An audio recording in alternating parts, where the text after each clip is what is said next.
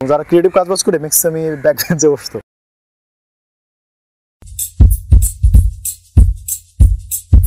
Back bencher থেকে কিভাবে এসে ডিপার্টমেন্টে একটা ভালো পজিশন করে কেমন করে এত কিছু করা যায়, কেমন করে এতগুলো স্বর্ণপদক অর্জন করা যায়, আসলে এটা খুবই মিরাকেল একটা বিষয়। ব্যাক বেঞ্চে থাকার পিছনে কারণ হলো যে আমার বন্ধুবান্ধব যারা আছে সবাই ব্যাক বেঞ্চার। আমি প্রচুর আড্ডা দিই, প্রচুর ঘোরাফেরা করি, প্রচুর ক্রিয়েটিভ কাজবাজের সাথে জড়িত থাকি এবং যারা ক্রিয়েটিভ কাজ করে ম্যাক্সিমামই ব্যাক বেঞ্চে বসতো। ওই জন্য দেখা গিয়েছে আড্ডা তাদের সাথে দিতাম, তাদের সাথে ঘোরাফেরাটা করতাম, এই অর্থে ব্যাক বেঞ্চার বলা যায়। এবং ক্যাম্পাসের যে ব্যাক বেঞ্চার মানুষগুলো আছে প্রত্যেকের সাথে আমার দেখা গিয়েছে পার্সোনালি খুব ভালো একটা সম্পর্ক। তার মানে এই না যে ফ্রন্ট বেঞ্চের কারোর সাথে খারাপ সম্পর্ক, সবার সাথেই ভালো সম্পর্ক, কিন্তু ওই ব্যাক বেঞ্চের মানুষগুলো খুব বেশি আড্ডা প্রিয় হয়। টিসিতে গিয়ে একসাথে আড্ডা দেওয়া যায়, মধুর ক্যান্টিনের সামনে দাঁড়িয়ে আড্ডা দেওয়া যায়, হাকিম চত্বরে দাঁড়িয়ে একসাথে চা খাওয়া যায়, এটাই একটু বেশি হয়েছে আমার। এই জন্যই দেখা গিয়েছে নিজের ব্যাক বেঞ্চার পরিচয় দিতে খুব কমফোর্ট ফিল করি, এটাই একটা বিষয়। আর অর্জনের বিষয়টা এটা হলো যে ওই পাওলো কোয়েলোর দ্য আলকেমিস্ট, এটা একটা বই, তার একটা তত্ত্ব আছে। তত্ত্বটা হলো যে প্রকৃতি নাকি যেভাবে মানুষকে চালায় মানুষ সেভাবে চলে। সম্ভবত প্রকৃতির ষড়যন্ত্রের কারণেই এত কিছু অর্জন করা সম্ভব হয়েছে। ব্যাক বেঞ্চে যারা বসে তাদেরকে ব্যাক বেঞ্চার হিসেবে ট্রিট করা হয়, তাদেরকে ভালোভাবে কেন খুব ভালোভাবে জাজ করা হয় না, এটা আসলে আমার কাছে সেরকম খুব একটা মনে হয় না। আসলে আপনার যে কোয়ালিটি বা আপনার ভিতরে যা আছে সেটা যদি আপনার শো করতে হবে, আপনার কেউ আপনাকে জাজ করতে আসবে না।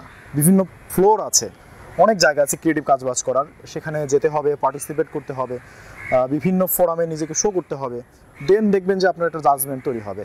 আপনি ব্যাক বেঞ্চার হন আর ফ্রন্ট বেঞ্চার হন, আপনি যদি আলটিমেট ওই ফোরামগুলোতে বা আপনার পাবলিক স্পিয়ারে নিজেকে প্রকাশ করতে না পারেন, আমার কাছে মনে হয় একবিংশ শতাব্দীতে ফ্রন্ট বেঞ্চার হয়েও খুব ভালো কিছু করার সম্ভবত সুযোগ নেই।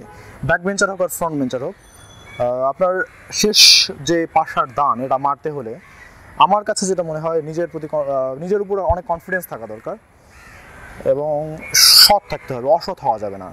দিনের শেষে দেখা গিয়েছে সততার একটা জয় আছে, সত্যের জয় আছে। সত্যের পথে থাকলে সম্ভবত ব্যাক বেঞ্চাররাও দুনিয়া জয় করতে পারে, দুনিয়া কাঁপায় দিতে পারে, এটা সম্ভব। আমি আসলে চেষ্টা করেছি নিজের কাজটাকে ভালোবেসে সৎ এবং অধ্যবসায়ী হয়ে কাজটা করার, সেটাই করেছি। আর বাকি যা পেয়েছি হয়তোবা অনেকগুলো মানুষের দোয়া, অনেকগুলো মানুষের ভালোবাসা এবং অনেকগুলো মানুষের প্রত্যাশার যে একটা নির্যাস, হয়তোবা সেটাই এই অর্জনের পেছনে রয়েছে। আমার এই অর্জনের পিছনে যত না আমার দাবি রয়েছে, তার থেকে বেশি আমার মনে হয় প্রাপ্তিটা হবে আমার এই মানুষগুলোর। আমার এলাকার অনেকগুলো মানুষ আছে যারা প্রতিনিয়ত আমার জন্য দোয়া করে, আমাকে অনেক ফিল করে, ভালোবাসে।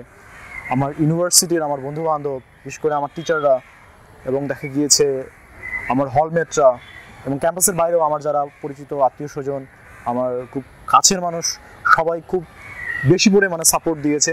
তার জন্যই হয়তো এটা সম্ভব হয়েছে।